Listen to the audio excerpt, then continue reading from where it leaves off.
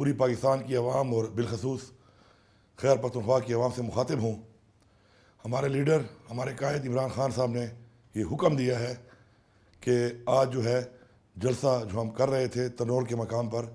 اس کو نہیں کرنا، اور وہ جلسہ ہم نے 8 ستمبر کو، جس کا کہ ہمیں باقاعدہ طور پہ آپ نوٹیفیکیشن اس حکومت نے دے دیا ہے جو عدالت کی بات کو بار پر رد کر کے ہماری NOC منسوخ کر رہی تھی، اس کے مطابق ہم نے جلسہ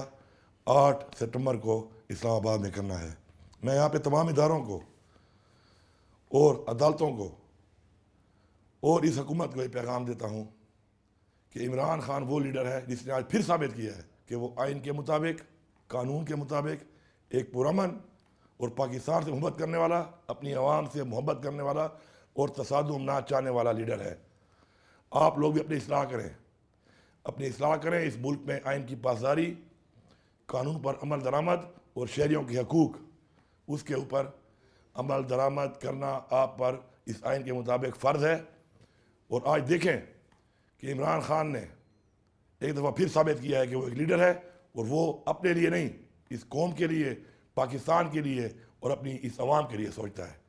انشاءاللہ جلسہ ہوگا، چونکہ عمران خان صاحب کا حکم ہے، ان کا حکم جو بھی ہوگا ہم نے ماننا ہے، اور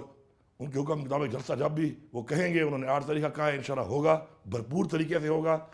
لیکن چونکہ اب ہمارے لیڈر نے حکم دے دیا ہے،